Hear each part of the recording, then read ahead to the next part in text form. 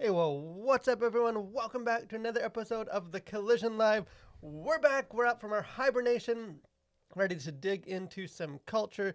It is me, your host, Daniel Blackaby, and I am joined at the desk, as I always am, by the Colonel Sanders secret recipe to my Kentucky Fried Chicken, Mr. Samuel David Camp. What is up?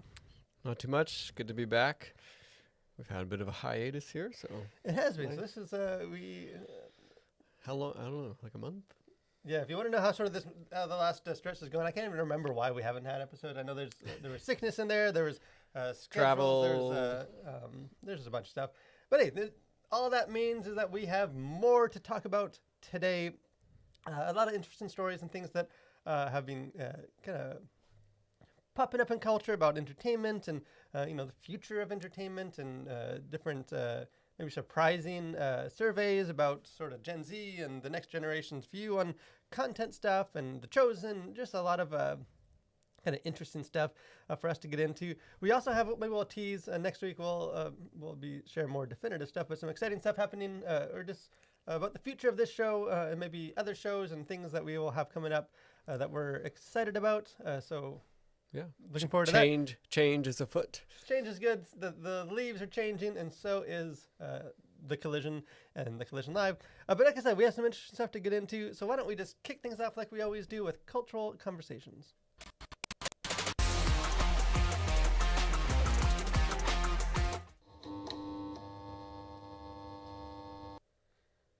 So one of the main sort of in the entertainment industry, kind of the big stories, especially if you're a Christian, but really this is something that's been shaken up. It's not necessarily a Christian thing, and it's been shaking up the whole industry. Is the launch of Bentkey. So this is Yes. a platform, although it was originally announced under a different name, that is being talked about a lot. If you're not familiar with, hey, what is Bentkey? This is the new kind of family, kind of children's entertainment app, streaming platform, whatever you want to call it, that has just been launched from the Daily Wire, which is the conservative kind of media, political media group. So they've been sort of dipping their toes into entertainment in the last couple of years. Yeah, they've done a couple of movies. Yeah, they've done some movies, and just trying to seeing what they see as just not a great state of entertainment right now. A lot of stuff going on. It's hard to navigate. There's a lot of junk that seems to be pushed through shows, and they've sort of taken upon themselves to step up and try and provide some sort of alternative to that. And Bentkey is sort of their offering that's aimed specifically at like younger children. A lot of cartoons and teachy shows and stuff for children. They've kind of, which we can get into, like really promoted this as like being something that kids can enjoy, but also maybe primarily that parents can trust. This is which hey, we're both parents. I think my kids. I'm probably a worse parent, so my kids watch more television than your kids do. Maybe, although Claire is she's watching quite a bit these days. Sometimes it just depends on the day, but yeah. She just watches the same one over and over and over. Basically, my kids branch out a little bit more, Yeah. and we've seen the need for some of this because I know like we've some shows that my kids are watching, like on Disney or some of these other sort of more legacy platforms, and whoa, that show took a left turn. Yeah. Wasn't expecting those two lovebird dragons to both be female, or wasn't expecting to hear that word or whatever it is. It is a landmine. Like there's stuff. Again, I think it can maybe be overstated. Like how much. Like not every. There's lots of great shows. It's just there's also some landmines, and you don't always know which one to pick and which one's the landmine. And I think as a parent,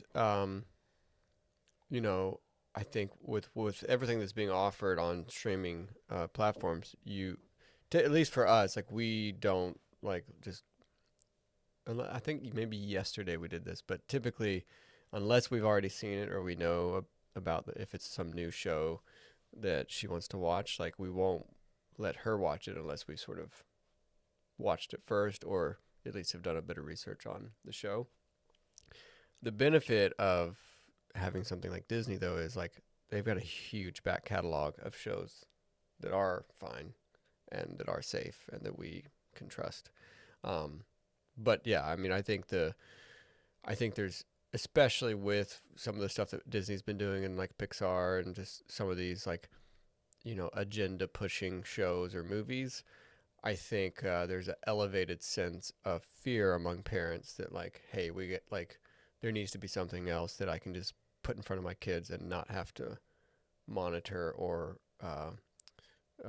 go through and like proof before they see it. And so like parents just want to be able to hand the iPad, I guess, to the kids and say, Yeah, off, because off you go. Because like growing up, like me and my brother would sit down on like Saturday morning when there were Saturday morning cartoons, and like Yeah.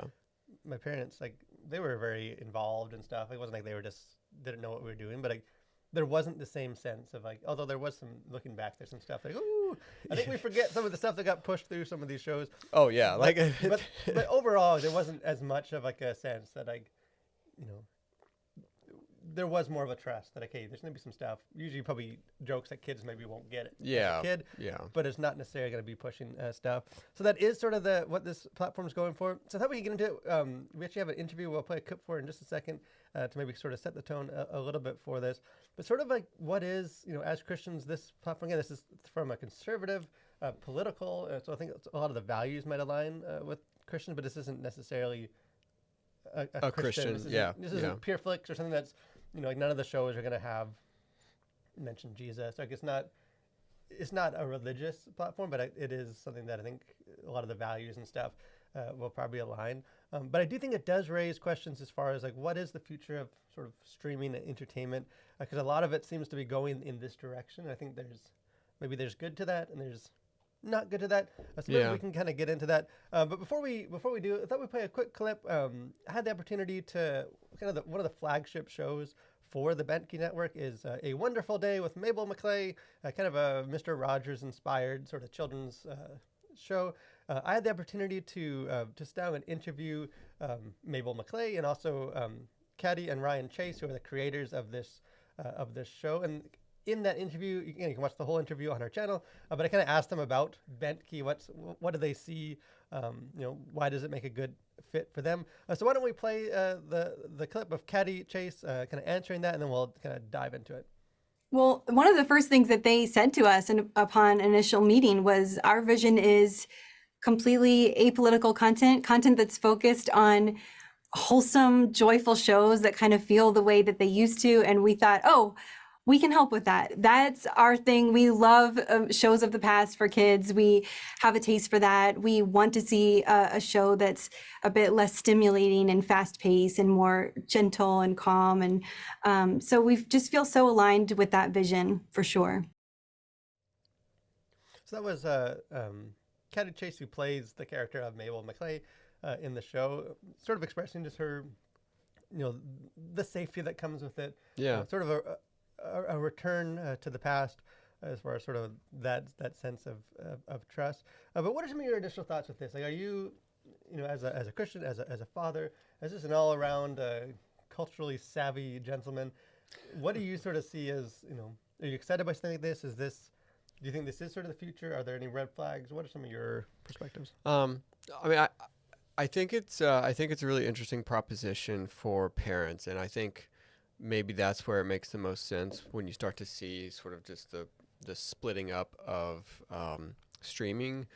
So less and less, like if just media companies and networks can like create their own thing in streaming, I think it makes more sense to have something that's like considered traditionally safe for families. And so I think there's a lot of value for parents of young kids to have an app or a streaming platform like this.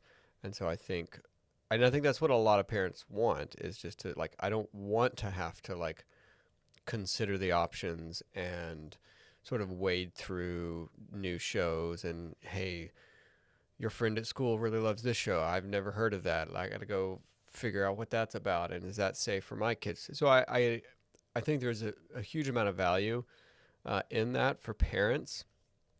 I think maybe the danger in it is we're just sort of furthering the echo chambers of culture and sort of the putting up more silos within culture. I think it's maybe less so with things that are like as they relate specifically to kids. So like I think that's kind of a different area, but in general, sort of, networks or media groups like the Daily Wire, they have a vested interest in sort of expanding their silo of offerings, and so does every other network and media group. And so there just becomes less and less like a mutual playing field, if you will, that like everyone can sort of have these experiences and culture. And so there's just less, as you go about your daily life, you're less connected to the people around you and the culture at large, because it's like, well, we only watch shows on the Bentkey, or we only watch shows on Disney, and so there's just less and less overlap in culture. And I think in the long run and in general, that is maybe a greater danger than just having like a safe place for kids. Yeah, because I think it's sort of, I guess I'm still thinking through some of this stuff too, but I feel like I'm more excited for something like the Bentkey platform as an isolated thing than I am excited about like the Bentkey system as like a template for expansion. Like I think a lot of my kind of concern, or at least questions I'd have about this sort of approach, don't apply to Bentkey because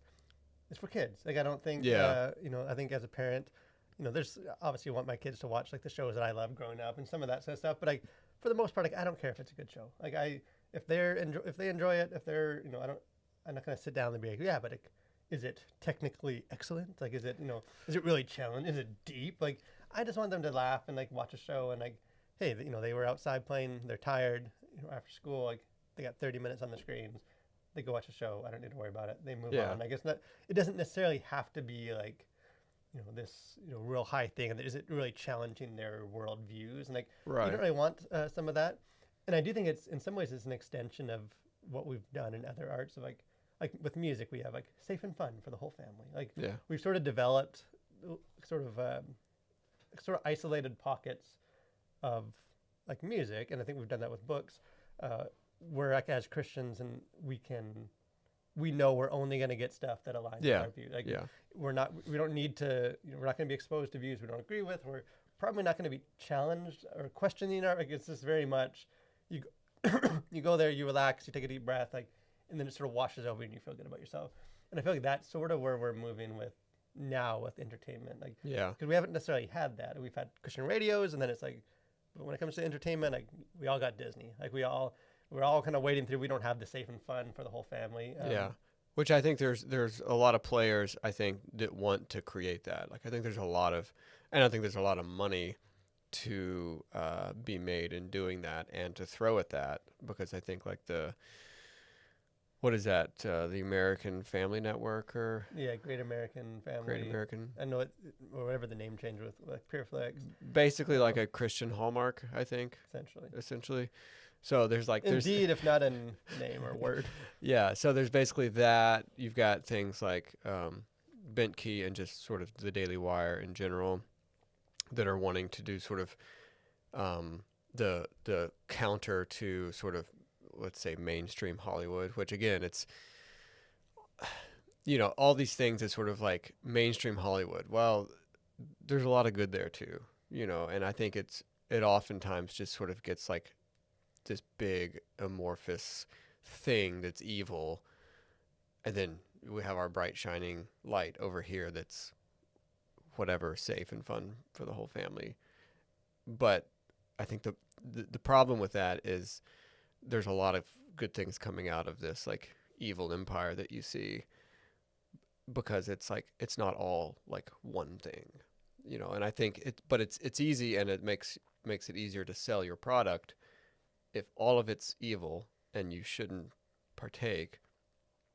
But my book and my show and my movies are the things that you can trust and you can sort of get behind this. Yeah, there is a money line where like the people selling you the new product have a very vested interest in like making the old product seem as bad as it possibly can.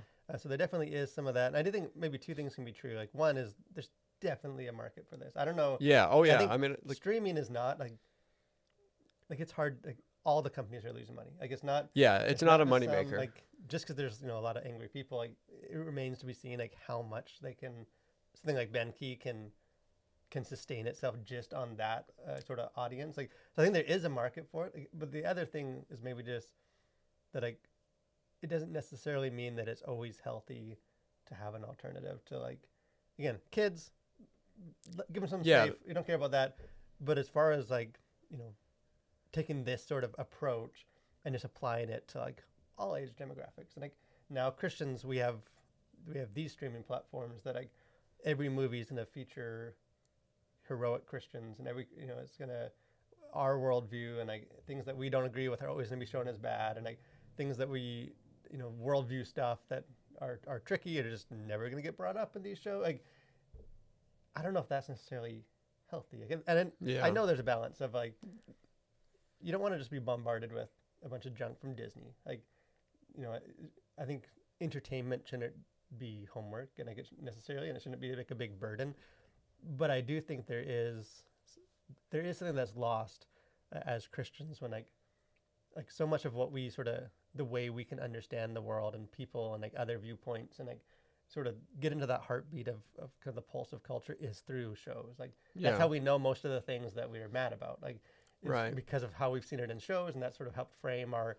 So when you pull out from that, and like now, hey, you don't need Netflix, you don't need Disney, you don't need any of these sort of secular Hollywood stuff. Like, watch this because this is going to be made by people that agree with you and want to tell you that you're right and want to affirm you. And I just think the end result of that is sort of a disconnect from culture, where like we're so isolated in our own.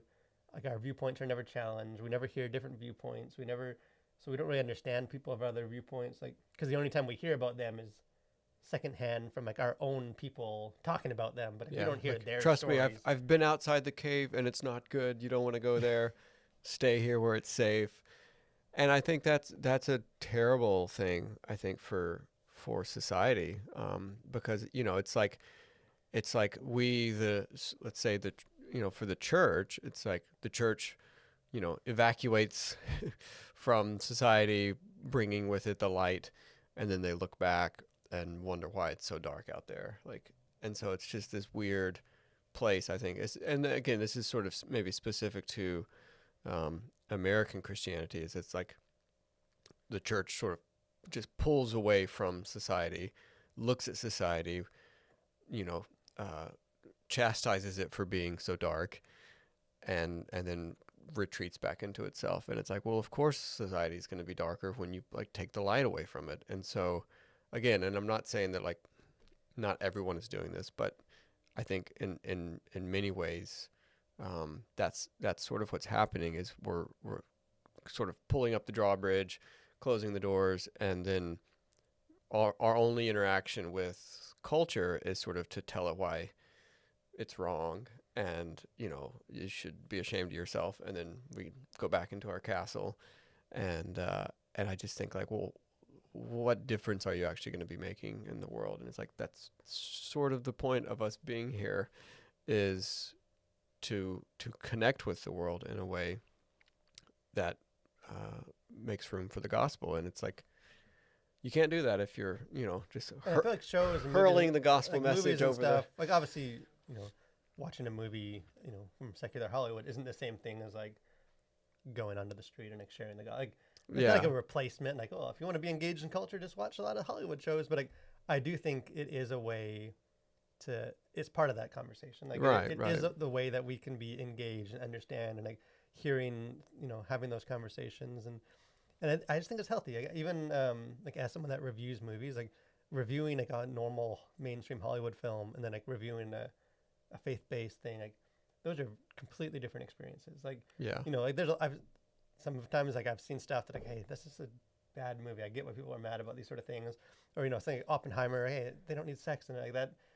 That's a difficult thing, but like there's awesome movies that just sort of wrestle with things and like make me think about things a little bit, even if I don't agree with it. Like where like almost every review I've done for like faith-based stuff, the bottom line tends to sort of just be like, yeah, it will inspire you, make you feel good, like it's safe, like which is fine. There's a role for that, but like none of them are, this really gets into some real meaty, like Yeah. I've never thought about it this way. And like, it really challenged my own view. And I had to like, think about like, looking at scripture and like, is that, what would a Christian think about this? What does sort of Jesus teach? Like, it is very much like almost every review, like my little tagline on it is like, it's inspiring. It'll be safe. It'll be safe. If you're looking for something wholesome, like, Yeah. we don't need to go deeper with that, but Well, I was just gonna say, I'd be curious to hear too from any of our listeners or viewers.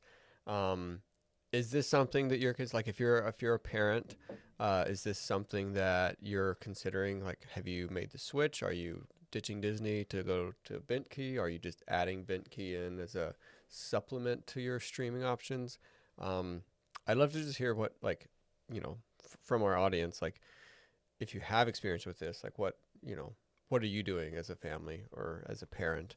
And I would find that very interesting to hear. yeah, I'm curious. Again, it's just not, so I don't know like what the numbers and stuff, and it's going to be confusing anyways. So it's sort of built in with like the Daily Wire itself, and sort of how much of it is like people grafted in for the politics side. They're already subscribers, and how many people Yeah. are, and they might release those numbers. I'd be curious to see sort of how that does. And again, the first year or two of a streaming platform is just you hold on and see what happens. Like, until Yeah. you sort of start to see what happens. Yeah. But sort of again, in conclusion, I think as a family thing, I'm excited by things like this and this from what I've seen from the shows I've reviewed. But I'm left with questions as a Christian, as far as like, hey, I don't necessarily think that sort of these self-funded or these sort of alternative networks are the solution. But one of the reasons why people want those solutions is because movies and entertainment today is just filled with a lot of sex and drugs and swearing and dark content, and people are getting fed up with that. And some people that are getting fed up with that, surprisingly, it seems, are Gen Z. Who would have thought? Who would have thought? Who would have thunk it? So one of the kind of interesting thing that I came across, and it's been kind of shared, kind of just on social media, was a recent survey that was done from kind of the psychology department at UCLA, called Teens and Screens. This is sort of their annual report. I think it's only the second one, so now it's an annual thing. Yeah. I wasn't familiar with the first one, but this is sort of they surveyed a bunch of sort of adolescents. So I think it's like 14 to 24 or something. I think is the age range of sort of the people that they were polling, and just asking them a bunch of interesting questions as far as sort of their media habits. And like, some of it's just, do you like to binge or do you like to watch weekly? Like, but the more interesting stuff, I think, as a Christian, that I found fascinating was when it got into sort of the content of it, and sort of like what do you want to see in shows? What do you not want to see in shows? Because some of the results of these surveys was just something that there were things that were unexpected. It was from popular perceptions. Again, if you're watching our video version of the podcast, you can see that as part of that survey, they sort of gave people like 21 options for things, like sort of basically to rank in order of things that they would like to see to things that they would want to see less of. And it's again, I encourage you guys to look up, if you either pause the video, look at some of these, or else if you find the study yourself. But things that you wouldn't necessarily think, like uplifting, hopeful content was number 1. Friendship, family life with parents was number 6. Content that doesn't include sex or romance was number 7.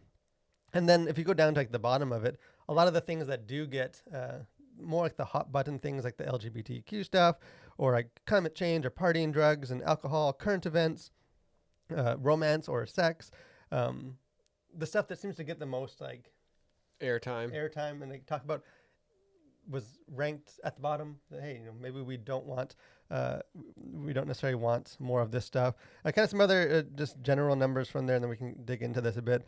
51.5% said they wanted adolescents said they wanted stories to focus on friendship and platonic relationships.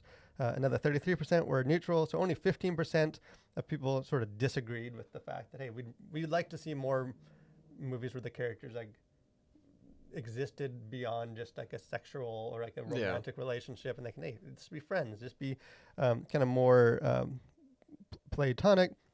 47.5% responded that sex isn't needed for most TV shows. And I don't know what your some of your thoughts are with this.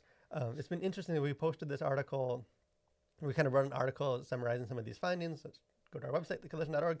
And we posted it, and even some of the responses to this, like on social media and stuff, and some that I've just seen on Twitter, have just been interesting, because it seems like not everyone is buying it yet. Yeah. There is sort of this built-in skepticism, where like there seems to be a perception of Gen Z that doesn't align with these studies. Yeah, the results of the study. And it seems like for a lot of people, at least vocal people, rather than taking the results, it's like, well, that must be wrong. They're lying. That doesn't represent, because I know that Gen Z does want that stuff. Yeah.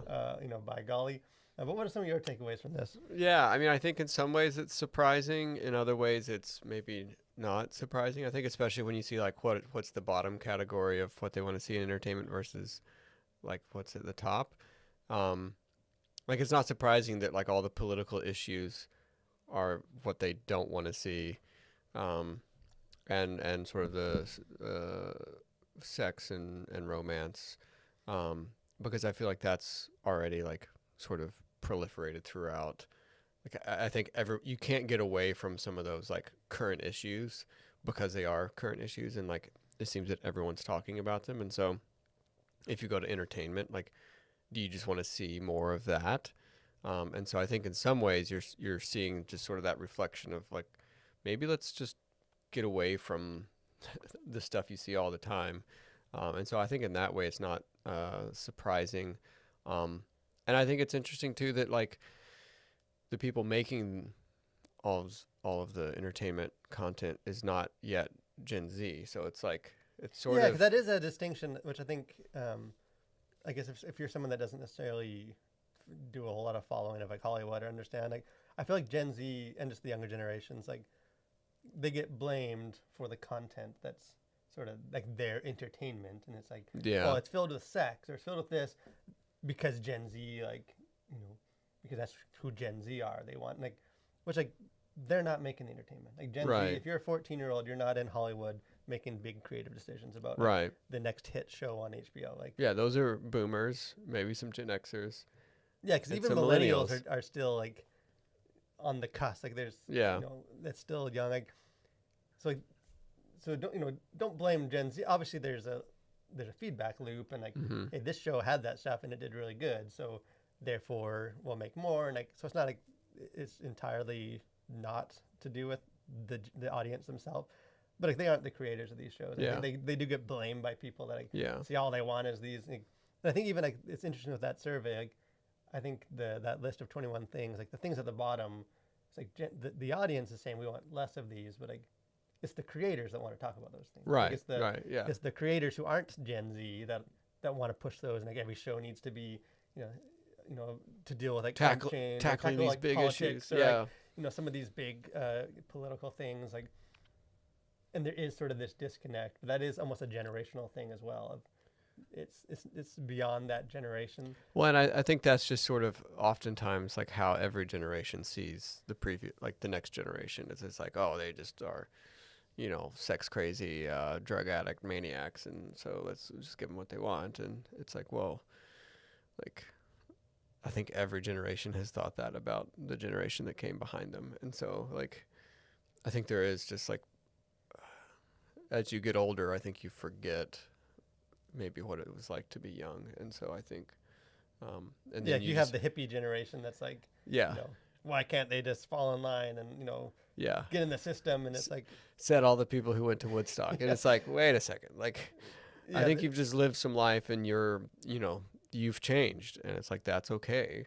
But it's like, I just think people are different now. And I do think, because there are so many options in entertainment now, and I feel like because some of the ones that did have like gratuitous sex and violence have been so popular, that like, oh well, it must be that like everything, like it's sort of like something does well and it has certain content in it. And I think rather than saying like, well, why did that do well, they just say, oh well, it had like sex and violence, like, so let's just put that in everything. like that. Like I think mistaking that was the thing that drew people to to a show like, let's say, Well, it's the Game of Thrones, effect of, right? like, Yeah, oh, that had a bunch of nudity and like shocking deaths. Like every show has to be dark and gritty, and every has to have sex. And so, well, like, maybe that wasn't yeah, like, I'm sure it was some of probably the in appeal part. and the discussion like that started it. But even that show like weaned down, like it, which is almost more icky. Of like, it obviously didn't need to have that much stuff, but Right. it did it to draw in people at first, like almost as some like ploy. Right. It seems almost more disgusting than just like embracing it. A couple in the chat, Monty says, there's good and bad in that study. Good is that people want less sex in movies. I think there generally is. Movies from the 80s and 90s seem more sexual than movies today. And then he says, but TV today is much more sexual, which I agree with. A cynical view would be that they want less sex in movies because of the abundance of pornography. Movies used to be the only way to get that, which is actually something that we mentioned on before we went Yeah. there, that it's doesn't necessarily mean that they just they're asexual now. Like they don't want Right. any like it's Right. just, maybe they want their entertainment to be that because pornography addiction is so rampant, Yeah. and there's other ways to get that beyond like renting some like movie your parents didn't want you to get on VHS and trying to like pause it or whatever kids used to do back in the day. Like Yeah. now you just pull out your phone and you can access way more. Yeah, I do think that is, I would say, probably part of the reason.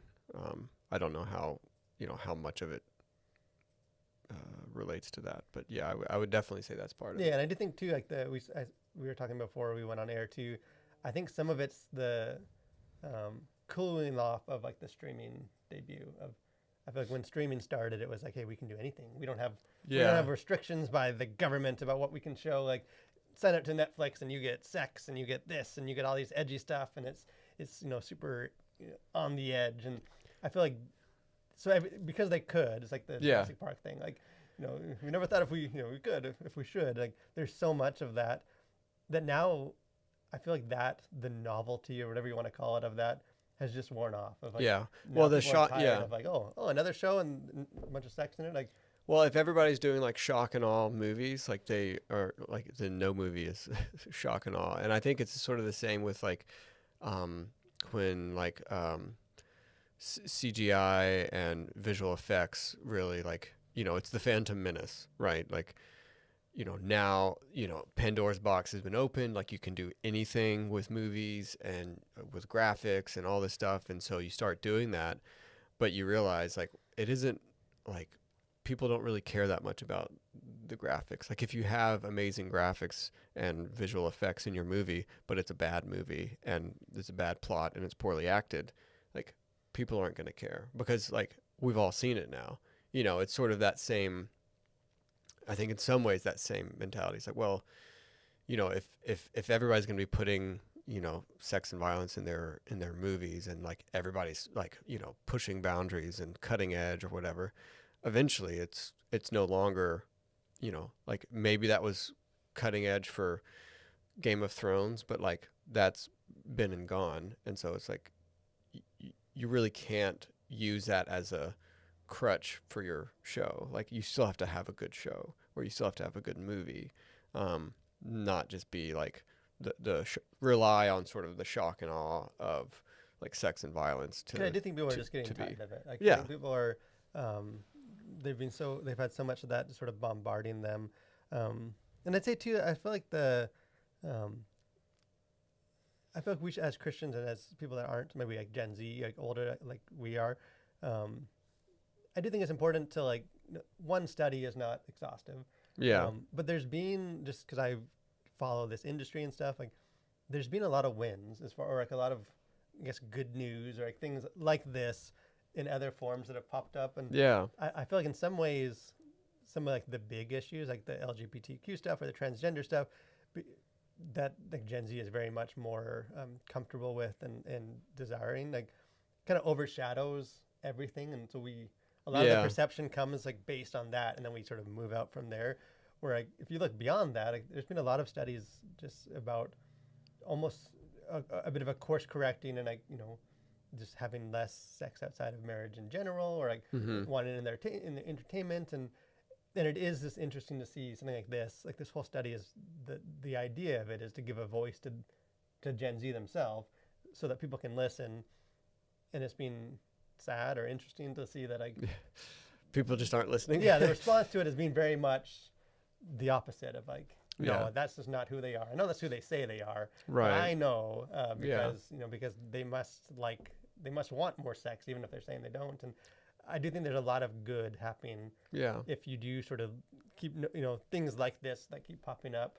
Well, and I think as Christians, that I think it's a data point sort of worth celebrating and saying, okay, good. Well, like, that's awesome. Like, if that's true, great. And also I think it is sort of being backed up by, there's just been a number of actors and actresses that I think are sort of pushing back against sort of the over-sexualization in movies and television. And, they're maybe more anecdotal, but it does seem like that more people are saying, well, like, how necessary is this to telling a good story? Because shows like The Idol, the real, it had all these headlines, but like no one watched it and it got canceled. Like people, because it was so explicit and so sexual and like trying to be, and like people just tuned out. It's like, hey, we don't really need more of that. And so I think when you look under the hood a little bit, I think there are good trends, at least in that respect in Hollywood, and I think that's worth at least noting and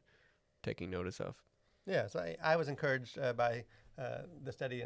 I just found it interesting, even if, again, there's a lot to really get into and like nuances and caveats and things to sort of want more information.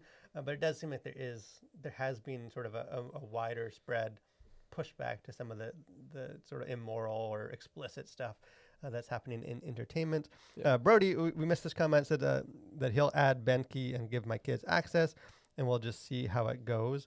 And I do think, at least for now, that's probably going to be the way that it pans out, because there's just this new streaming platform that only has like 4 original shows and license some shows that it's not like your kids are going to work through that pretty quick. Right. And I think I don't know if it's for all shows. I think for a lot of their shows, like they're only releasing new stuff on Saturday. I think they're trying to get back to like, maybe we don't just need to be binging shows as kids. Like we have some shows we watch, and maybe the solution is that we don't need 1,000 shows in the network because we're not watching TV all the time.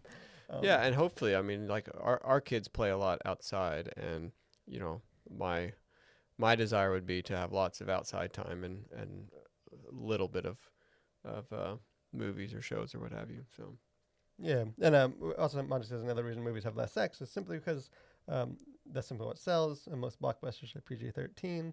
Also, the Me Too has caused the industry to rethink its practices. I think those are both right. I think you limit yourself as soon as you get that R rating, so you are restricted in some ways, at least with like theatrical stuff, not with streaming stuff. And I do think the industry itself has been rethinking like sex and the way it's depicted, and what that does to the actors and actresses that have to engage with these things, and if there's a safer way to do it. But like, again, interesting stuff, a lot of stuff going on in that. We don't have time to actually get into the last thing we wanted to touch on, but I'll just mention that it was also announced while we've been off that The Chosen, the show about Jesus, is sort of doing an unprecedented theatrical release for its entire season, like a show that is going to debut, which I don't know if that's ever been done. Like I know some shows like Ahsoka released an episode in theaters. I saw the first 2 Rings of Power episodes in theaters. Like I think some like hit stuff, like one night only kind of stuff.